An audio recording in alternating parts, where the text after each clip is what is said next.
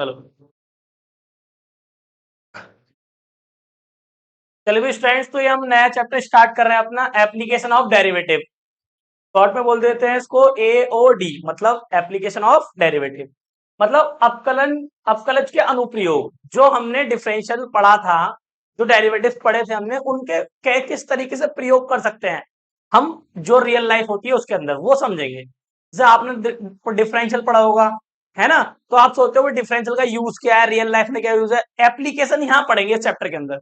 इस चैप्टर के अंदर सारी आपको रियल लाइफ प्रॉब्लम दी हुई होंगी, उनको सॉल्व करेंगे हम डिफरेंशिएशन की मदद से। ठीक है ना। तो किस तरीके से यूज किया जाता है डिफरेंशिएशन, वो हम इस चैप्टर के अंदर पढ़ेंगे। तो इस चैप्टर के अंदर बेसिकली हमारे 3 टॉपिक हैं। 3 टॉपिक के अंदर फ्री चैप्टर हमारा क्लोज हो जाएगा। फर्स्ट टॉपिक है rate of change of quantities, इसको बोलते हैं राशियों के परिवर्तन की दर, यही हम स्टार्ट करेंगे अभी। फिर सेकंड टॉपिक है हमारा इंक्रीजिंग एंड डिक्रीजिंग फंक्शंस। ठीक है, इंक्रीजिंग और डिक्रीजिंग मतलब वर्धमान और ह्रासमान क्या होता है। और लास्ट टॉपिक है हमारा मैक्सिमा एंड मिनिमा, उच्चतम और न्यूनतम। बहुत मोस्ट इंपोर्टेंट टॉपिक है लास्ट वाला, यहां से क्वेश्चन जरूर बनता है। ठीक है ना। तो आज जो हम स्टार्ट करेंगे, जो हमारी फर्स्ट एक्सरसाइज है, जैसे कि अगर एक्सरसाइज की बात करूं मैं, 6.1 तो है हमारी रेट ऑफ चेंज पर। ठीक है, 6.2 जो है हमारी, वो है हमारी डिक्रीजिंग और इंक्रीजिंग, और मैक्सिमम मिनिमा है हमारी 6.3। तो 3 एक्सरसाइज हो जाएंगी तो आपकी फर्स्ट बुक कंप्लीट हो जाएगी। तो फर्स्ट एक्सरसाइज स्टार्ट करेंगे। पहले हम समझते हैं rate of change of quantities का मतलब क्या होता है एक्चुअल में, है ना। इसका मीनिंग क्या है, जैसे ये कुछ अलग नहीं है, ये डिफरेंशिएशन ही है। जैसे आप डिफरेंशियल पढ़ते हो dy अपॉन dx, तो क्या होता है, फर्स्ट टॉपिक की बात कर रहा हूं मैं, फर्स्ट वाले की। ये टॉपिक स्टार्ट कर दिया हमने, rate of change of quantities. ठीक है, rate of change of quantities मतलब क्या है, जैसे डिफरेंशियल आप पढ़ते हो, क्या होता है dy अपॉन dx। तो ये रेट ऑफ चेंज क्या है, rate of change of quantities है। क्यों? क्योंकि जैसे तुम्हारा y किसके रेस्पेक्ट में चेंज हो रहा है, x की। तुम x की वैल्यू कुछ रखोगे तो y की वैल्यू कुछ हो रही है, चेंज हो रही है। हर क्वांटिटी समय के साथ चेंज हो रही है, हम भी चेंज हो रहे हैं समय के साथ। हमारी एज चेंज हो रही है ना, हो रही है विद रिस्पेक्ट टू टाइम। तो हर चीज परिवर्तित हो रही है, परिवर्तन लिखा है, परिवर्तन। तो क्या हो रहा है, हर क्वांटिटी चेंज होती है समय के साथ, टाइम के साथ हर चीज चेंज हो रही है, चाहे वो कोई भी क्वांटिटी हो। समझ में आ रही है बात। तो जैसे जैसे टाइम चेंज हो रहा है, उसके साथ हमारी एज भी चेंज हो रही है, आपने देखा होगा, है ना। धीरे धीरे कोई छोटा है तो वो बड़ा होता जा रहा है, कोई जवान तो बुढ़ा होता जा रहा है। तो किसके रेस्पेक्ट में हो रही है सारी चीजें, टाइम के। तो टाइम अगर नहीं होगा, अगर टाइम ही हटा दो, समय को रोक दिया जाए, तो चेंज होगा क्या, नहीं होगा, सब कुछ रुक सा जाएगा। ऐसा पॉसिबल है नहीं। अगर आप इस यूनिवर्स में रहते हैं तो यूनिवर्स भी टाइम के साथ चेंज हो रहा है। इस वजह से हम क्या कर रहे हैं, परिवर्तन पढ़ रहे हैं। तो ये देखो, ये जो वाई है वो किसके रेस्पेक्ट में चेंज हो रहा है, एक्स के रेस्पेक्ट में चेंज हो रहा है। एक्स की वैल्यू आप कुछ रखोगे तो वाई की वैल्यू कुछ आएगी। पहले तो ये समझो कि इसका क्या मतलब है। इसका जैसे ये डेल वाई लिखा है और डेल एक्स लिखा है, इसका मतलब होता है, जैसे ये चेंज, ये भी चेंज को रिप्रेजेंट करता है, आपने पढ़ा होगा, और ये भी चेंज को रिप्रेजेंट कर रहा है। इन दोनों चेंज में क्या डिफरेंस है, इस ये बहुत छोटी क्वांटिटी का चेंज को रिप्रेजेंट करता है। अगर डी बनाते तो बहुत छोटा, जैसे 3 और 4 के बीच में बात करूं मैं, 3 से मैं 3.1 पे पहुंच गया, तो बहुत छोटा चेंज हुआ ना, तो वो किससे रिप्रेजेंट किया जाएगा, डी से। और 3 से 4 पे पहुंच गया तो बड़ा चेंज हुआ, क्योंकि 3 और 4 के बीच में इनफाइनाइट नंबर है, तो एक बड़ा चेंज किससे रिप्रेजेंट किया जाता है, डेल से। तो दोनों में डिफरेंस पता है ना। ये जो बहुत छोटा चेंज होगा वो डी से रिप्रेजेंट किया जाएगा, और जो छोटे से थोड़ा सा बड़ा चेंज होगा वो डेल से रिप्रेजेंट किया जाएगा। समझ में आती बात नहीं। चलिए, तो अब बेसिकली ये जो हम डिफरेंशियल पढ़ रहे थे वही तो है ये भी। क्या वाई चेंज हो रहा है किसके रेस्पेक्ट में, एक्स के रेस्पेक्ट में। अगर मैं बात करूं सर्कल की, बात करूं सर्कल के बारे में, आप जानते हो, जैसे ये सर्कल है, ये सर्कल है, ये क्या होता है, इसका सेंटर होता है, ये होती है इसकी रेडियस, और इसका एरिया क्या होता है, सर्कल का एरिया पाई आर स्क्वायर। बताओ, सर्कल का एरिया पाई आर स्क्वायर होता है। चलिए, अगर मैं आपसे बोलूं भाई इसकी रेडियस चेंज करो, तो किस में चेंज होगा, अगर इसकी रेडियस चेंज करेंगे तो किस में चेंज आएगा, एरिया में चेंज होगा, नहीं होगा।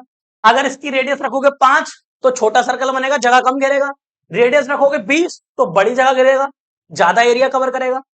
तो बेसिकली जो एरिया है वो किसके रेस्पेक्ट में चेंज हो रहा है, रेडियस के रेस्पेक्ट में चेंज हो रहा है, तो इस बात को कैसे लिखेंगे, एरिया चेंज किसके रेस्पेक्ट में हो रहा है, आर के रेस्पेक्ट में। बात समझ में आ रही है नहीं आ रही, अरे क्लियर हुई, एरिया किसके रेस्पेक्ट में चेंज हो रहा है, आर के रेस्पेक्ट में, यहाँ पे वाई किसके रेस्पेक्ट में चेंज हो रहा था, एक्स रेस्पेक्ट में। तो इसी प्रकार से यही क्वांटिटी को हम चेंज को हम इसमें समझेंगे कि किस प्रकार से चेंज हो रहा है और क्या चेंज है वो, समझ में आ रही है बात नहीं, इस पे बेस क्वेश्चन भी करेंगे हम, तो उससे तुम्हें और एक अच्छा आइडिया लग जाएगा किस तरीके से चीजें हो रही है, समझ में आ रही है। तो आप ये समझ गए कि भैया कि एरिया जो है वो किसके रेस्पेक्ट में चेंज हो रहा है, रेडियस के रेस्पेक्ट में चेंज हो रहा है, क्लियर हो रही है। और रेडियस किसके रेस्पेक्ट में चेंज हो रही है, कोई बताएगा, रेडियस किसके रेस्पेक्ट में चेंज हो रही है, रेडियस तो हो रही है ना, जैसे ये तुमने बताया कि भैया ये एरिया आप साफ साफ दिख रहा है, रेडियस अगर मैं चेंज करूं एरिया चेंज हो रहा है, तो रेडियस भी तो किसी के रेस्पेक्ट में चेंज हो रही होगी, तुम किसके रेस्पेक्ट में चेंज हो रहे हो, टाइम के रेस्पेक्ट में चेंज हो रहे हो ना, तो रेडियस किसके रेस्पेक्ट में चेंज हो रही है, टाइम के रेस्पेक्ट में चेंज हो रही होगी ना, तो रेडियस भी चेंज हो रही है किसके रेस्पेक्ट में, टाइम के रेस्पेक्ट में। अरे बात समझ में आ रही है ना, क्लियर हो रही है बात नहीं, समझ में आ रहा है ना। अरे हेलो यार, ये काम काम तो बंद ना करेंगे, नहीं बोल रहे।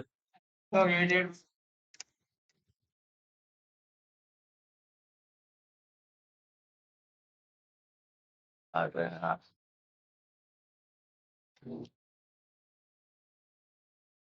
हाँ, तो क्या डिस्कस कर रहे थे हम, चेंज के बारे में डिस्कस कर रहे थे, है ना। हेलो, तो हमने बताया भाई कि इसका जो एरिया है सर्कल का वो पाई आर स्क्वायर है, तो अगर ये मैं रेडियस को बढ़ाता हूं तो एरिया ज्यादा आएगा, कम करूंगा तो एरिया कम आएगा, तो मतलब एरिया आर के रेस्पेक्ट में चेंज हो रहा है, और आर किसके रेस्पेक्ट में चेंज हो रहा है, टाइम के रेस्पेक्ट में, क्योंकि जो आर बढ़ रहा है घट रहा है वो टाइम के रेस्पेक्ट में तो चीजें हो रही होंगी। तो जब भी हमारा जो रेट है, रेट अगर डिक्रीज होगा या इंक्रीज होगा, इंक्रीज होगा तो पॉजिटिव से शो करेंगे उसको, और डिक्रीज होगा तो निगेटिव से। जैसे अगर ये dy अपॉन dx है, ये क्या हो रहा था, इंक्रीज होता, क्या होता बेटा, इंक्रीज, तो इसको पॉजिटिव साइन से लिखते हैं हम। और ये क्या हो रहा था, क्या होता हो, डिक्रीज हो रहा होता तो इसको किससे शो करते, निगेटिव साइन से। इस बात का ध्यान रखेंगे, रेट ऑफ चेंज जो है वो अगर इंक्रीज होगा तो पॉजिटिव और डिक्रीज होगा तो निगेटिव, ये बात आपको पता होनी चाहिए, क्लियर हो रही है बात। अब वो जरूरी नहीं, कुछ भी हो सकता है, वो एरिया भी हो सकता है, एरिया अगर डिक्रीज होगा तो क्या साइन लगेगा, माइनस, और इंक्रीज हो रहा होगा तो, इंक्रीज हो रहा होगा तो प्लस, और डिक्रीज हो रहा होगा तो माइनस। जरूरी नहीं आप dy अपॉन dx देखो तभी लगाना है, वो कुछ भी हो सकता है, किसी का भी एरिया हो सकता है, समझ में आ रही है बात नहीं। वॉल्यूम है, मान लो कोई, अब यहां पे पता है आपको जरूरत पड़ेगी इंपॉर्टेंट फॉर्मूलाज की, जैसे आपको सर्कल के बारे में पता होना चाहिए, सर्कल का एरिया क्या होता है ना, सर्कल की सरकमफ्रेंस का एरिया फॉर्मूला क्या होता है, क्या होती है सरकमफ्रेंस, 2 पाई आर, ये छोटी छोटी बातें पता होनी चाहिए, है ना। तो अगर आप भूल गए होंगे तो मैं थोड़ा सा रिवाइज करा देता हूँ, सर्कल का एरिया तो मैंने बता दिया, और सरकमफ्रेंस क्या होती है, ऐसे ही क्यूब का एरिया क्या होता है, उसका वॉल्यूम क्या होता है, समझ में आ रही है बात नहीं, सिलेंडर, कौन, ये सारे इन चीजों के बारे में ही पढ़ना है पूरे चैप्टर के अंदर, क्योंकि ये हम फिजिकल भी यूज करते हैं, समझ में आ रही है बात नहीं। तो इन्हीं इन्हीं पे बेस इसके क्वेश्चंस हैं, तो जो भी क्वेश्चंस होंगे ना वो सारे डिपेंड होंगे जो रियल लाइफ की घटनाएं घटती हैं उन पर, इस चैप्टर के अंदर। और उसमें हम यूज किसका करेंगे, डिफरेंशियल, ये डिफरेंशियल ही तो हो रहा है एक्चुअल में, डिफरेंशियल ही तो है, एरिया चेंज हो रहा है आर के रेस्पेक्ट में, तो यही तो होता है चेंज, चेंज को ही तो रिप्रेजेंट करता है डिफरेंशिएशन, तो वही चीज डिस्कस करेंगे एंटायर चैप्टर के अंदर। तो मैं कुछ बेसिक से फॉर्मूले लिख रहा हूं जो कि हमारे चैप्टर में यूज होंगे, वो आपको पता होने चाहिए, देखते हैं क्या फॉर्मूले है वो, ठीक है, इसको लिख लो इसको, ये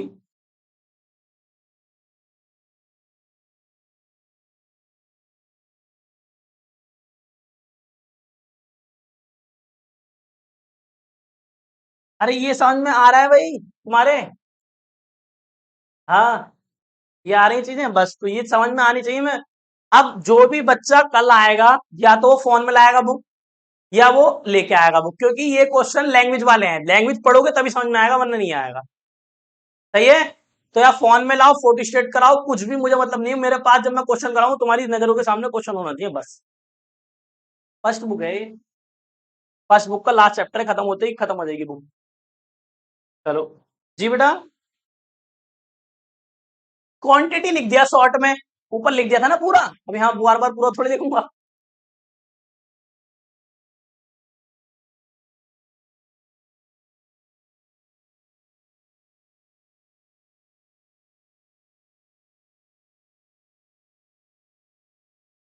अच्छा साहब, बिल्कुल। जैसे हम वो रखते हैं, क्या बोलते हैं उसको, चूल्हा जो होता है, गैस, गैस होती है, गैस पे अगर हम कोई पानी वगैरह रख देते हैं गर्म होने के लिए, तो उसकी अगर हम बढ़ा दें, क्या, गैस की वो जो स्विच होता है उसको बढ़ा दूं, तो पानी जल्दी गर्म हो जाता है। तो वो भी क्या हो रहा है, रेट ऑफ चेंज ही तो हो रहा है, गैस के बढ़ाने पर पानी जल्दी उबल रहा है, तो वो भी क्या हो रहा है, चेंज हो रहा है। इस टाइप के चेंजेस की हम स्टडी करते हैं इसके अंदर, ठीक है। डेरिवेटिव, तो उसमें जरूरत पड़ेगी कुछ बेसिक फॉर्मूलाज की, जो आप पीछे कभी पढ़ के आए हैं, याद नहीं रहे होंगे, तो हम एक बार उनको रिवाइज करा देते हैं। जैसे कि क्यूब का क्या फॉर्मूला होता है, क्यूब इस टाइप की शेप होती है इसकी, इसके सारे फेस इक्वली होते हैं। तो मैं ज्यादा डिटेल में नहीं जाऊंगा कि ये 6a² आया कैसे, वो हमने प्रीवियस डिस्कस कर चुके हैं, ठीक है। हम डिस्कस करेंगे डायरेक्ट इसका फॉर्मूला क्या होता है। तो इसका जो पृष्ठीय क्षेत्रफल होता है वो होता है 6a², मतलब सरफेस एरिया, और इसका वॉल्यूम होता है a क्यूब, मतलब साइड का क्यूब। ए का मतलब यहाँ पे कोई साइड है इसकी, ए क्या है इसकी साइड, और सारी साइडें इसमें बराबर होती हैं, ठीक है ना। इधर आइए, क्यूबॉइड मतलब घनाभ, घनाभ का मतलब होता है हमारा, ये आपको दिख रहा होगा जैसे ईट, ईट टाइप जो होती है वो घनाभ बोलते हैं। इसकी लंबाई चौड़ाई और ऊंचाई दोनों सब क्या होती हैं, डिफरेंट होती हैं। इसकी लंबाई अलग है, चौड़ाई अलग है, ऊंचाई अलग है, इसमें सारी इक्वल होती है, लंबाई चौड़ाई ऊंचाई सब बराबर होता है, ठीक है। तो इसका जो पृष्ठीय क्षेत्रफल या सरफेस एरिया क्या होता है इसका, हम क्या लिखेंगे, एल इंटू बी, देखो एल बी लिखा, फिर बी इंटू एच, और फिर एल इंटू एच, एल के साथ बी, बी के साथ एच, रह कौन गया, एल और एच लिख दिया, और 2 से मल्टीप्लाई करा दो, तो ये क्या आ जाएगा इसका सरफेस एरिया, ठीक है। फिर हमने इसका वॉल्यूम देखना है, तो वॉल्यूम क्या होता है, लंबाई गुणा चौड़ाई गुणा ऊंचाई, एल बी एच, ये हो गया इसका। फिर आता है सिलेंडर, सिलेंडर के बारे में देखो, इसके दो तरह के हैं, देखो एक तो जैसे ये मेरे हाथ में मार कर सिलेंडर है, एक तो गोल वाला पार्ट है इसका, और एक ऊपर से सर्कल है, नीचे सर्कल है, दो सर्कल ये है। तो अब ये क्या लिखा है, वक्र पृष्ठीय क्षेत्रफल, मतलब जहां जहां वक्र बन रहा है, अब ऊपर वाला और नीचे वाला रह गया इसके अंदर, तो हमने इसमें क्या लिखा है, CSA, मतलब कर्व सरफेस एरिया। कर्व ये होती है गोल वाली कर्व होती है, ये चौखुंटी कर्व नहीं होती। ये दो सर्कल बन रहे हैं, ये सिलेंडर है मेरे हाथ में, समझ लो, ऊपर एक सर्कल नीचे एक सर्कल, दो सर्कल है, बट मैंने ये लिखा CSA, मतलब वक्र पृष्ठीय क्षेत्रफल, तो सर्कल इंक्लूड नहीं है, खाली ये गोल गोल पार्ट इंक्लूड है, ठीक है। तो ये निकल के आ गया, ये होता है 2πr/h, ठीक है। अब बात करेंगे संपूर्ण पृष्ठीय क्षेत्रफल, मतलब टोटल निकालेंगे अब। तो टोटल में ये गोल वाला पार्ट तो आएगा ही, और कौन आएंगे, दो सर्कल आएंगे, एक सर्कल का एरिया πr² होता है, तो दो सर्कल का 2πr²। देखो, गोल वाला पार्ट है, गोल वाले पार्ट में दो सर्कल रह गए ना अभी, तो मैंने क्या कर दिया, 2πr² ऐड कर दिया। क्यों ऐड करा, अब ये कंप्लीट आ जाएगा सिलेंडर, समझ में हुई बात, अरे क्लियर हुई, ठीक है। तो इसका फॉर्मूला होता है 2πr/h, ये तो कर्व सरफेस एरिया हो गया, प्लस दो सर्कल ऊपर नीचे वाले, तो πr² हो गया। फिर इसके वॉल्यूम की बात करें तो वॉल्यूम होता है इसका πr²h, ठीक है, सिंपल। फिर आप बात करते हैं कौन की, तो कौन ये कुछ इस टाइप की शेप है, जैसे मान लो ये रिलेशन है h²r²l², क्या है ये, अगर तुम ध्यान से देखोगे AOB, ये AOB क्या है, एक ट्राइंगल बन गया ना, तो राइट एंगल ट्राइंगल है 90 का है, तो ये क्या होता है, हाइपोटेनियस, हाइपोटेनियस का स्क्वायर बराबर होता है परपेंडिकुलर के स्क्वायर के और बेस के स्क्वायर के, तो ये रिलेशन है। मान लो आपको एच दे रखा है, आर दे रखा है, एल पूछा है, तो इस रिलेशन में निकाल देंगे रख के। मान लो आपको आर दे दिया, एल दे दिया, तो एच निकाल लेंगे इस रिलेशन से, तो ये रिलेशन काफी इंपॉर्टेंट है, ठीक है। आया कैसे, इस ट्राइंगल की मदद से आया। चलिए, उसके बाद इसका देखो, कर्व सरफेस एरिया, बस ये गोल वाला पार्ट, इसका गोल वाला है, πr/l, टोटल का मतलब गोल वाला पार्ट और नीचे वाला एक सर्कल है, अरे गोल वाला पार्ट और नीचे वाला एक सर्कल, तो गोल वाला पार्ट ये आ गया और नीचे का एक सर्कल ये आएगा, तो ये πr है, πr², πr², समझ में आया ना, एक क्यों आया, क्योंकि एक तो सर्कल बन रहा है इसमें, नीचे ऊपर तो है नहीं कोई सर्कल, ये बात हुई। उसके बाद इसके वॉल्यूम की बात करें तो 1/3 πr², मतलब जो सिलेंडर का वॉल्यूम होता है ना, वही होता है, उसका 1/3 होता है, देखो इसका 1/3, ये समझ लो, इस सर्कल, इस सिलेंडर में से अगर मैं इसको हट के निकाल दूं, ऊपर से 1/3 पार्ट निकाल दूं, तो ये बन जाएगा तुम्हारा कौन, है ना। तो जो वॉल्यूम इसका है वही वॉल्यूम सेम इसका है, बस कि सिलेंडर का 1/3 है ये, ठीक है। बात करते हैं गोले की, गोला मतलब बॉल टाइप, ठोस एकदम, ठीक है। ये तो क्या है, पृष्ठीय क्षेत्रफल होता है इसका πr², 4πr², और आयतन उसका है 4/3 πr³, ठीक है। रेक्टेंगल की बात करें, जानते हो आप, ये आमने सामने की भुजाएं इसमें बराबर होती हैं। अगर मैं इसकी पैरामीटर की बात करूं, तो पैरामीटर क्या होता है, सारी साइडों का सम, तो ये इसके बराबर है, ये इसके बराबर, में ये वाली साइड ली x, ये भी साइड x है, ये साइड ली, सारी साइड ली, सबको जोड़ दिया, x x जुड़ गया, ये निकल के आ गया, तो ये पैरामीटर हो गया, क्या हो गया, पैरामीटर हो गया रेक्टेंगल का, आयतन, ठीक है। चलिए, अब बात करें एरिया की, एरिया मतलब क्षेत्रफल, क्षेत्रफल कैसे निकालेंगे, इसकी लंबाई और चौड़ाई, लेंथ इंटू ब्रेथ, तो लेंथ इंटू ब्रेथ, लेंथ कितनी है एक्स और यू। क्लियर है, यहां तक समझ में आती है बात। अब क्वेश्चंस करते हैं एक्सरसाइज के, देखते हैं कितने अच्छे समझ में आते हैं आपको। ठीक है, नोट कर लिया होगा आपने, चलो हो गया भाई नोट।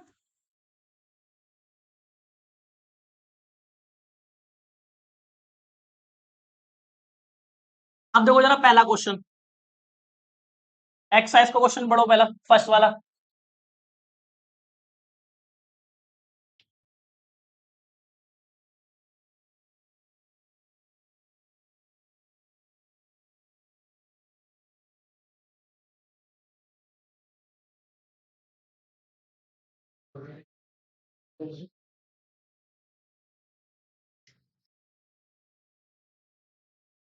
देखो भाई जरा, अब आ जाओ एक्सरसाइज पे।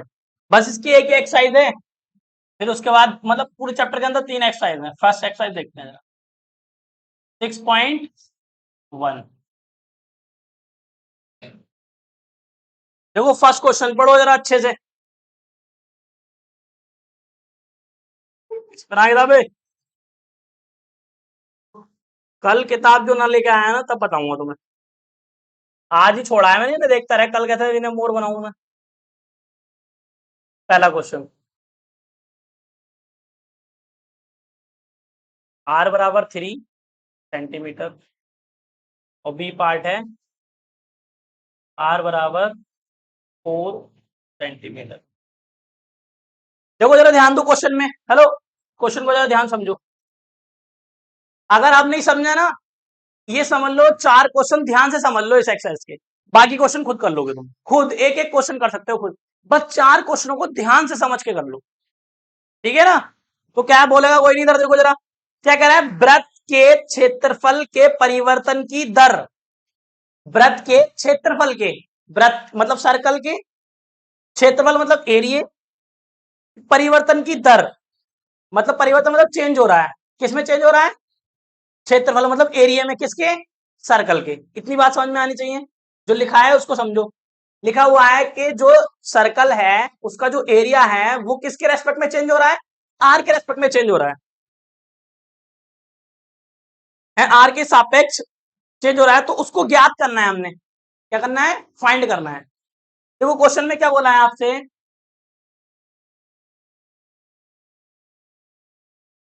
हमें क्वेश्चन में देखिए भाई, फर्स्ट क्वेश्चन के अंदर आपको आर, आर दो दे रखे हैं, पहला आर दूसरा आर। क्वेश्चन में ये पूछा है जो हमारा वृत्त है, सर्कल है, वो उसका आर के रेस्पेक्ट में जो एरिया है, सर्कल का एरिया, अबे सुन लो ध्यान से इधर, क्या 4 है ही 4 सेंटीमीटर, सेंटीमीटर सीएम का मतलब ना पता तुम्हें,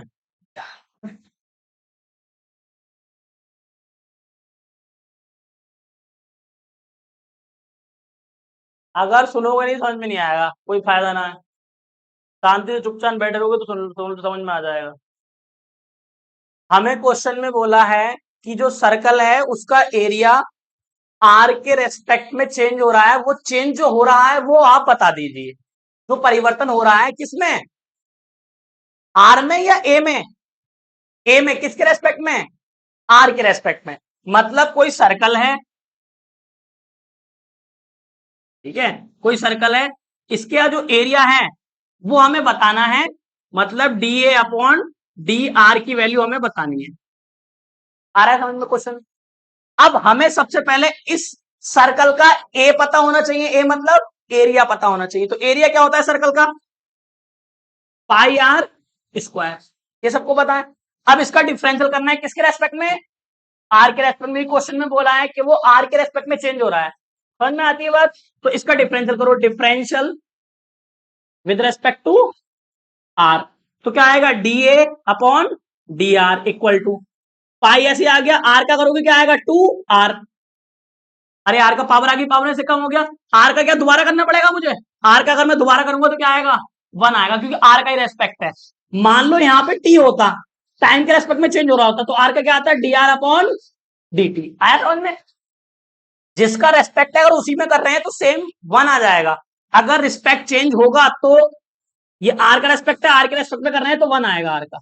इतना समझ में आया नहीं, क्लियर है, चलिए। अब D a upon d are. तो आर इन्होंने दे रखा है आपको 2 पाई इंटू आर। आर कितना दे रखा है पहले वाले पार्ट में? 3 दे रखा है, हमें गिवन है तो लिख देंगे आर बराबर 3। ये आपको गिवन है तो लिखो D a upon d are. तो क्या आएगा ये 2 पाई इंटू आर की वैल्यू रख दो यहां पर।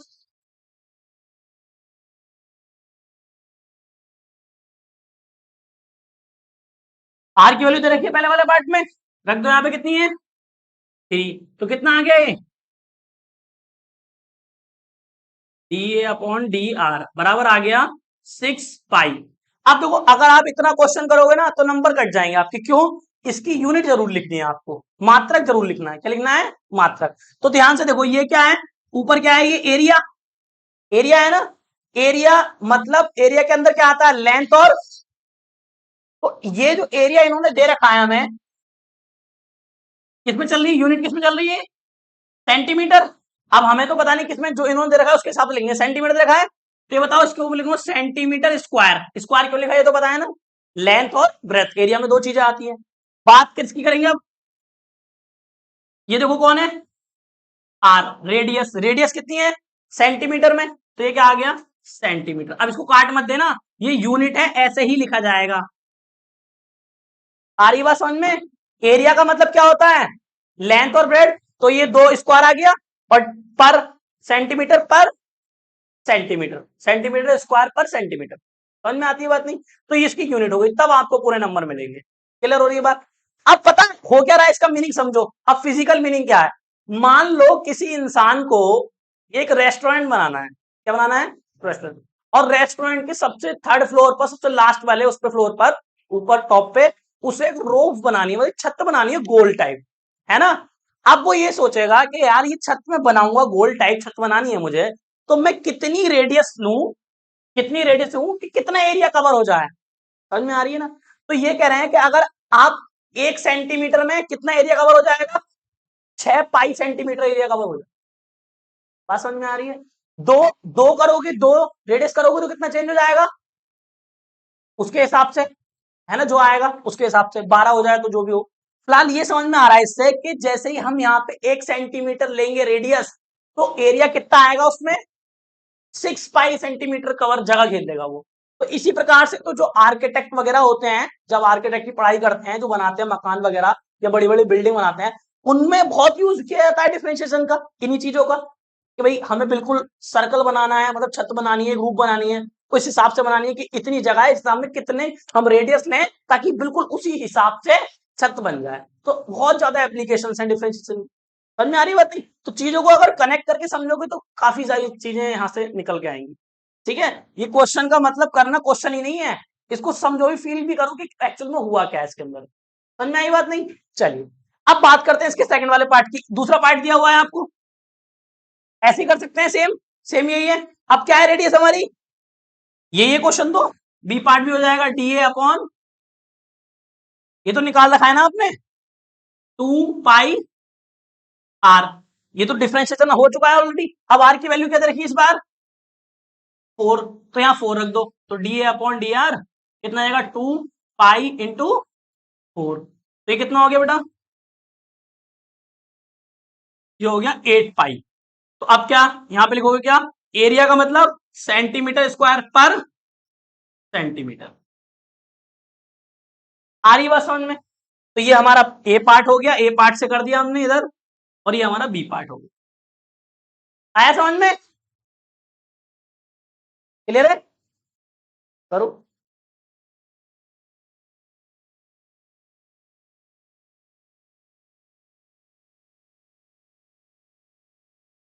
क्या पूछ रहे हो बता।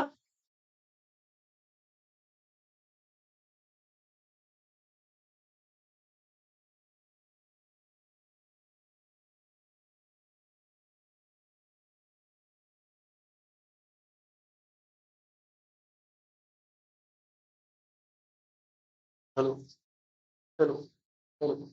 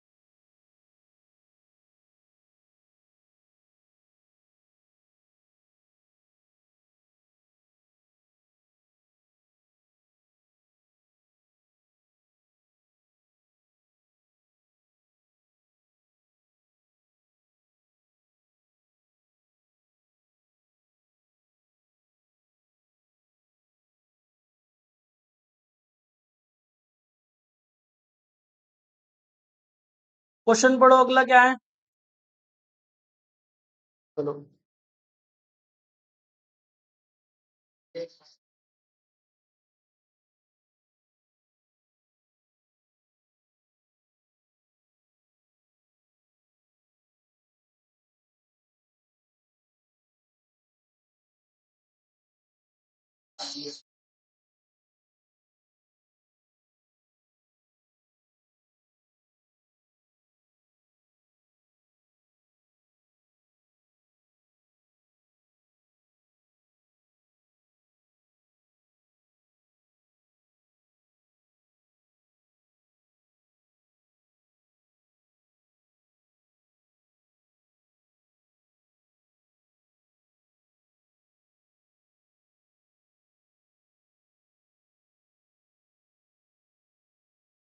बेटा क्वेश्चन क्या है, पढ़ो।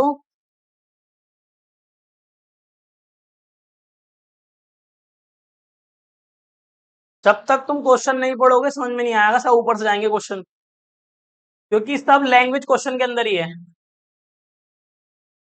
पढ़ो, जल्दी पढ़ो, एक लास्ट क्वेश्चन करा देता हूँ। चुपो।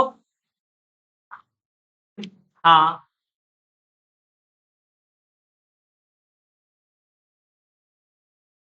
देखो क्वेश्चन में समझना क्या होता है, जैसे अभी क्वेश्चन पढ़ा है इन्होंने, सबसे मेन चीज जरूरी है रिस्पेक्ट क्या है। हेलो,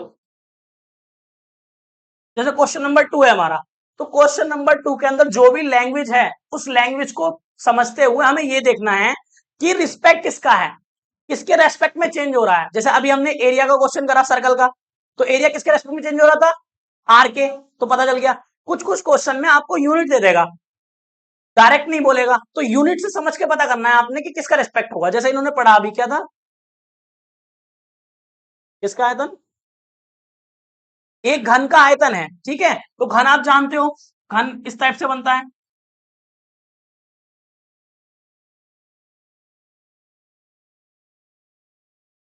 ये है तुम्हारा घन, ठीक है। इस घन का क्या है? आयतन। इस घन का आयतन क्या हो रहा है?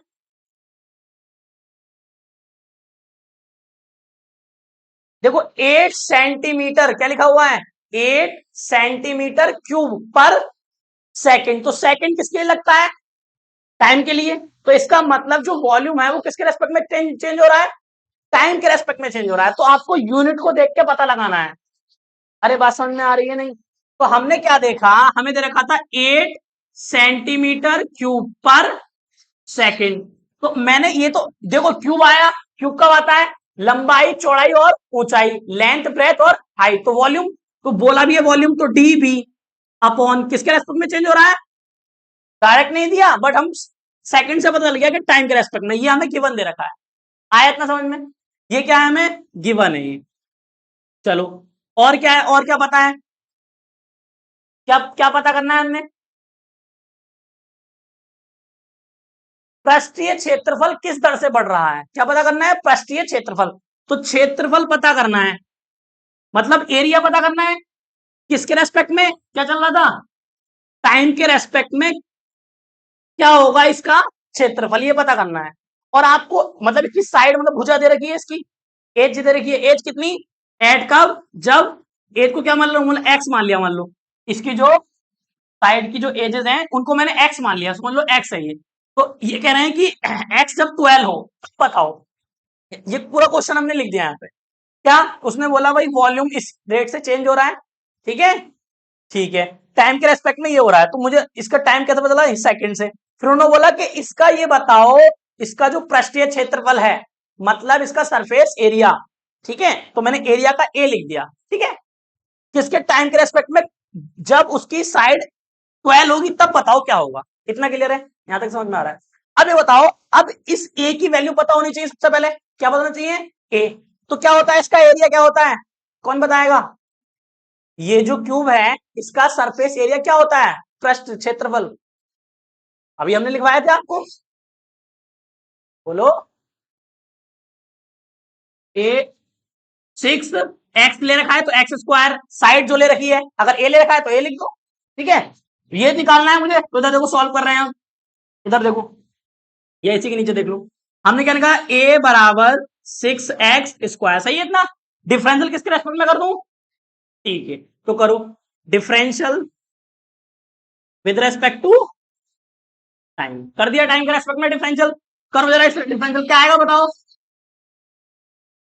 डी अपॉन डी टी बराबर यहां 6 इंटू क्या आएगा 2x। बस किसके रेस्पेक्ट में कर रहे हैं तो क्या होगा अब dx अपॉन dt।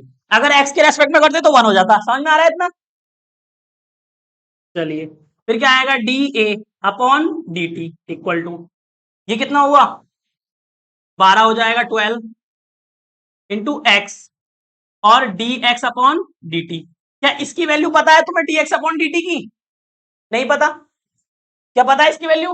जब तक इसकी वैल्यू नहीं पता होगी ये वैल्यू नहीं बता पाएंगे हम। समझ में आ रही है नहीं? तो इसकी वैल्यू नहीं पता, इसको थोड़ी देर के लिए इक्वेशन मान के छोड़ दो कि इसकी वैल्यू किससे निकल सकती है। कोई चीज फालतू दी है इसके अंदर क्वेश्चन में जो गिवन दिया हुआ है। गिवन दिया है ना ये, तो ये इसीलिए दिया है ताकि आप इसकी वैल्यू फाइंड कर पाओ। तो कैसे निकालेंगे इसकी वैल्यू? क्या होता है बी बराबर कितना दे रखा है आपको वैसे? हाँ ये वैल्यू चलो दे रखी है आपको, लिख दो पहले डी बी अपॉन में डी टी बराबर 8। तो ये तो यूनिट है सेंटीमीटर क्यूब अप यार सॉरी सेकंड। सही है इतना? अभी बताओ इसका जो ये क्या है क्यूब है ना, इसका वॉल्यूम होता क्या है वैसे? X cube.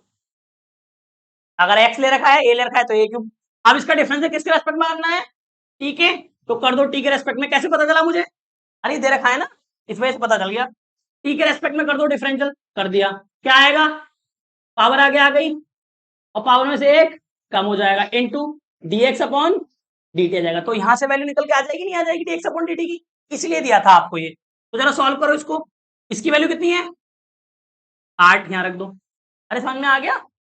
इक्वल टू में ये कितना है 3x² और dx अपॉन dt। तो dx अपॉन dt निकालो, ये कहां जाएगा इसके डिवाइड में। तो dx अपॉन dt कितना आ गया बोलो? 8 अपॉन 3x²। आ गया नहीं आ गया? सिंपल। इसको उठा के कहां रख दो इक्वेशन फर्स्ट में। वॉल्यूम वो चेंज पूछा था आपसे एरिया में, चेंज आ जाएगा किस पर? x बराबर 12 पे पूछा था तो 12 रख देंगे। पहले ये वैल्यू तो रख दो पुट इन इक्वेशन फर्स्ट। तो रख दो क्या आएगा d a upon D T बराबर 12x इंटू इसकी वैल्यू कितनी निकाली हमने 8 अपॉन 3x²। ये कट जाएगा, इससे कैंसिल आउट हुआ और 3 से ही कट जाएगा 4 बार। कितना आया D a upon D T कितना बचा बेटा 32 अपॉन एक्स। समझ में आया?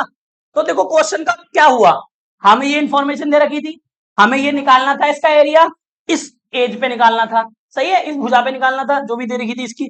तो हमने क्या करा, जो सबसे पहला काम क्या होगा, जो निकालना है उसको सॉल्व करो। एरिया निकालना था, एरिया मुझे पता है इसका, पृष्ठीय क्षेत्रफल मुझे पता है, लगा दिया फॉर्मूला, सॉल्व करा। इसमें दिक्कत आई, जिसमें दिक्कत आएगी जो गिवन दे रखा है उससे निकाल लो उसकी वैल्यू। सबसे पहले काम है जो निकालना है उसको निकालो। अगर दिक्कत आएगी तो जो गिवन है वो तुम्हें निकाल के दे देगा उसका आंसर। तो पहले हमने ये निकालना था, ये निकाला, यहाँ अटक गए। इसकी वैल्यू हमने जो दे रखा था हमें गिवन था उसकी मदद से निकाल ली और इसमें रख दी। इसमें पूछा था उन्होंने x बराबर 12 पर, तो x बराबर 12 रख दो इसके अंदर। तो रख दो कितना आएगा, कितना आ गया 32 अपॉन 12। काटो इसको, कितनी बार गया 8 अपॉन 3। तो 8 अपॉन 3 यूनिट लिखो, मात्रक लिखो इसका। एरिया क्या है, क्या दे रखा था, एरिया क्या होता है सेंटीमीटर स्क्वायर और नीचे टाइम क्या होता है सेकंड। ये यूनिट आ गई इसकी, ये आ गया आपका आंसर। आया समझ में? इतने सिंपल क्वेश्चंस हैं, आप खुद कर सकते हैं पढ़ के उन। ठीक है? जैसे फिजिक्स में न्यूमेरिकल करते